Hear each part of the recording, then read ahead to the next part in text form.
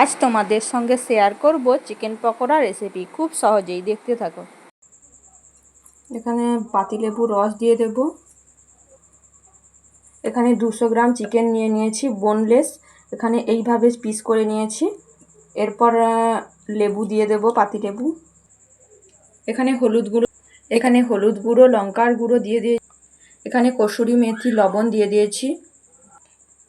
এখানে আদা রসুনের পেস্ট দিয়ে দিয়েছি। এবার এটাকে ভালো করে মাখিয়ে নেব। মাখিয়ে 10 মিনিট রেখে দেব ম্যারিনেটে।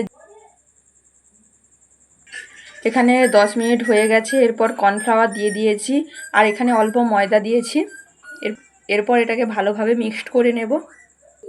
এরপর এখানে একটা ডিম দিয়ে দেব। ম্যারিনেট করে 30 মিনিট রেখে দেব।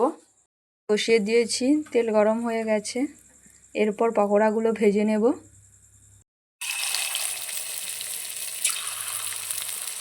পকোড়াগুলো ভেজে নেব এক এক করে।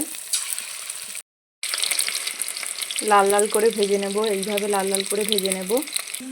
হয়ে গেছে, এরপরে তুলে নেব। লাল লাল করে এইভাবে ভেজে নিতে হবে।